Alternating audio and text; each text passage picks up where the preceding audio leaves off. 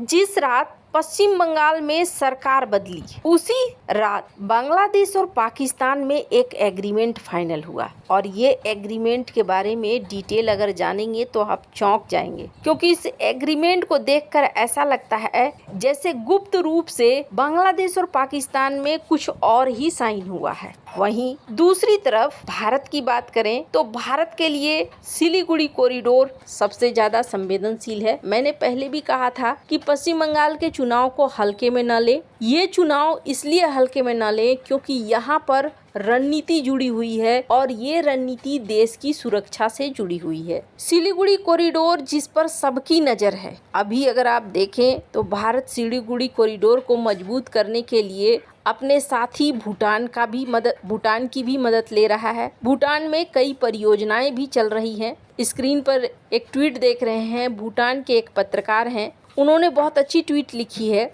उन्होंने ये कहा, भूटान के लिए जब भारत में बजट दिया जाता है तो बातें होती हैं, लेकिन ये भी देखिए कि भूटान भी भारत के लिए बहुत कुछ करता है। भूटान BRI में शामिल नहीं हुआ है चाइना के। भूटान डोकलाम क्षेत्र को चाइना को नहीं दे रहा है क्योंकि भारत के लिए ये रणनीतिक रूप से महत्वपूर्ण है। और भूटान किसी भी उग्रवादी संगठन को खड़ा नहीं होने देता है, भारत के साथ मिलकर उन्हें रोक देता है ताकि भारत के 7 सिस्टर्स को कोई नुकसान न पहुंचे। ये बात तो बिल्कुल सही है, भूटान बहुत अच्छे मित्र के तौर पर काम भी कर रहा है। लेकिन क्या भूटान के अलावे बांग्लादेश, नेपाल, ये भी देश भारत के सच्चे मित्र की तरह काम कर रहे हैं? बांग्लादेश की बात तो करेंगे ही इस वीडियो में, पर नेपाल की बात करें तो अभी नेपाल को लेकर भी कुछ उथल पुथल जैसी चीजें देखने को मिल रही है बालेन शाह के कार्यकाल में। पर मुख्य है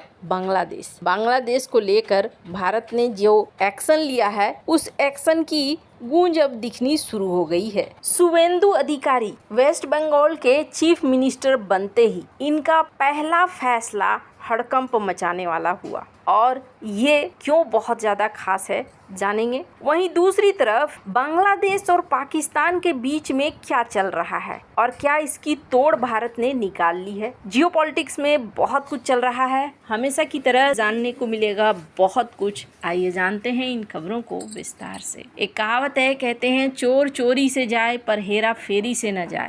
क्या कुछ वैसा ही चल रहा है? जिस दिन पश्चिम बंगाल में बीजेपी की सरकार आई, उसी रात को एक एग्रीमेंट फाइनल होता है बांग्लादेश और पाकिस्तान के बीच में। और इस एग्रीमेंट में ये होता है कि हम एक दूसरे की मदद करेंगे, खुफिया जानकारी देंगे नशीली पदार्थों के तस्करी के मामले में। अब आपको लगेगा ये तो सामान्य सी बात है। बात सामान्य सी है, लेकिन थोड़ा सा पेच है, क्योंकि यहाँ पर इस्तेमाल किया गया है बॉर्डर कि पाकिस्तान और बांग्लादेश के बॉर्डर के बीच में होने वाली तस्करी पर एक दूसरे को खुफिया जानकारी दी जाएगी। अब बांग्लादेश का पाकिस्तान के साथ कोई सीमा तो लगता नहीं है। और दूसरी बड़ी चीज ये है कि बांग्लादेश और पाकिस्तान की समुद्री सीमा की बात करें तो वो भी बड़ा दूर है। अब इसी बीच एक छटपटाहट भी देखने को मिल रही है बांग्लादेश के अंदर। बांग्लादेश के कई लीडर भारत के परीक्षण के बाद, मिसाइल परीक्षण के बाद ये कहते हुए सुने जा रहे हैं कि भारत मिसाइल परीक्षण करके हमें डराने की कोशिश कर रहा है। बांग्लादेश की तरफ से कुछ ऐसी भी खबरें आ रही हैं कि बॉर्डर पर वो बहुत सजग हो गए हैं। हालांकि भारत सरकार की तरफ से कहा गया है कि जो अवैध लोग हैं उनको आप जल्दी से वापस लेने की तैयारी कीजिए।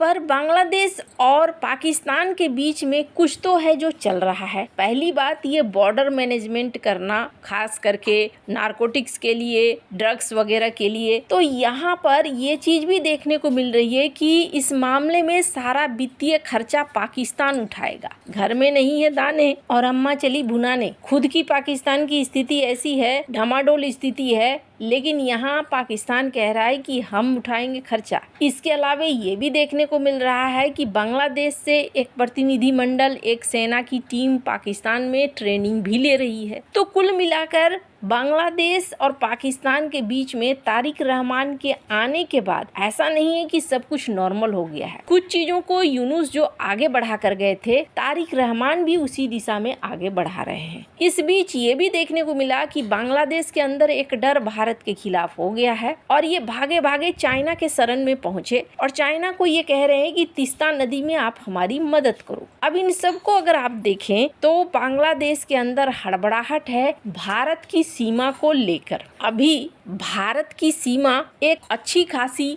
लंबाई तक खाली थी और जब तक ममता थी तब तक ये बाढ़ पूरी तरीके से लगना भी संभव नहीं था। नई सरकार के आते ही पहला फैसला सुनाया गया है। इस वीडियो को सुनिए। পশ্চিমবঙ্গের সুরক্ষার প্রশ্ন এবং যেভাবে জনবিন্যাস বদলে গেছে, আজকে আমরা প্রথম দিনই